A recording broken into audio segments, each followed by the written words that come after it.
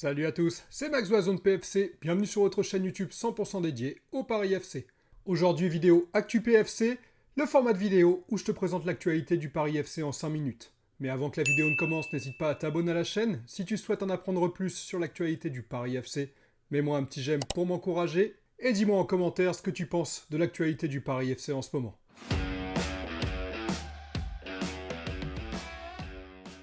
On commence cette Actu PFC par une excellente nouvelle. Le Paris FC a terminé sa préparation sur une très bonne note avec une victoire 3-2 contre le FC Nantes lors de son dernier match amical.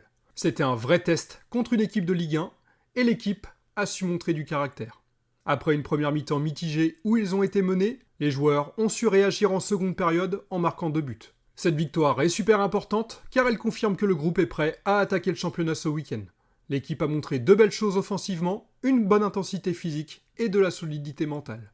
C'est un vrai boost de confiance avant le grand rendez-vous contre Angers. L'équipe semble prête, mais pour vraiment performer en Ligue 1 et viser environ la 10e place, il faudra encore l'arrivée de quelques recrues supplémentaires. On espère voir un gros buteur, un milieu de terrain expérimenté, un latéral droit, un gardien numéro 2 et un autre attaquant excentré pour compléter l'effectif. Mais avec cette préparation qui s'est très bien passée et super bien terminée, le Paris FC semble être sur la bonne voie. Et en parlant de Nantes, une autre info est tombée et elle est directement liée à leur attaquant. Le Paris FC n'a pas fini de nous surprendre et a dégainé une offre de 25 millions pour Mathis Ablin, l'attaquant du FC Nantes. Et la bonne nouvelle, c'est que l'intérêt est réciproque. Ablin, qui a seulement 22 ans, a fait savoir qu'il voulait passer un cap en France avant d'aller à l'étranger. Pour preuve, il aurait même refusé une offre de 25 millions de Wolverhampton, un autre club de Première Ligue. Son souhait de rejoindre le projet du PFC est donc bien réel. Le seul obstacle, c'est que le président de Nantes, Kita, se montre vraiment très exigeant. Malgré cette offre de 25 millions, le club a refusé et demande beaucoup plus. D'après l'équipe, Nantes ne serait pas disposé à négocier si l'offre n'atteint pas les 40 millions d'euros. C'est une somme que le Paris FC ne lâchera sûrement pas, enfin, on sait jamais. Mais la situation n'est pas si simple, l'ambiance commence à devenir tendue entre l'entourage du joueur et la direction nantaise. C'est peut-être la clé de ce dossier. L'affaire est encore loin d'être terminée, mais une chose est sûre, le Paris FC montre qu'il est prêt à faire de gros efforts pour se renforcer en attaque. Et ce n'est pas le seul gros dossier chaud du moment, on attend d'ailleurs vite des nouvelles dans les prochains jours.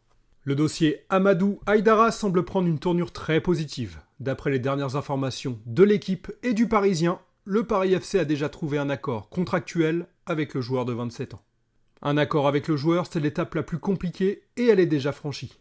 Maintenant, tout se joue entre les deux clubs. Le RB Leipzig réclame une somme entre 20 et 25 millions d'euros pour le transfert de l'international malien. C'est un montant colossal qui ferait de lui le joueur le plus cher de l'histoire du club. Mais le Paris FC est en pleine négociation et tout indique que le club est plus que jamais en bonne voie pour finaliser cette affaire. Un transfert de ce calibre serait une preuve concrète de l'énorme ambition du club et de sa volonté de s'installer durablement en Ligue 1 en frappant fort sur le mercato. Dans le même secteur, un autre nom circule, un joueur qui pourrait être le leader d'expérience au milieu de terrain.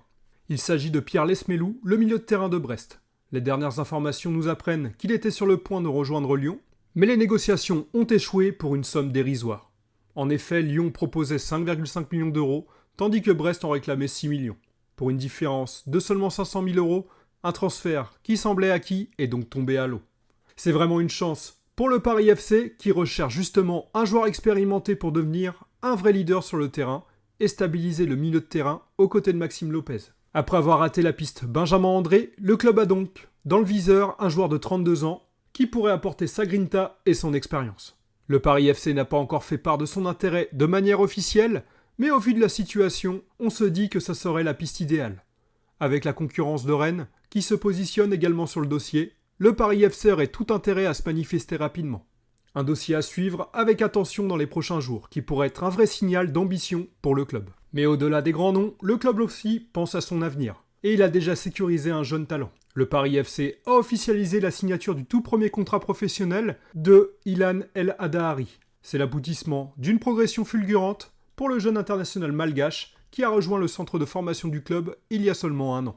En une seule saison, avec les équipes de jeunes, Ilan El Adahari a su convaincre l'ensemble du staff par sa technique, sa vision et sa détermination.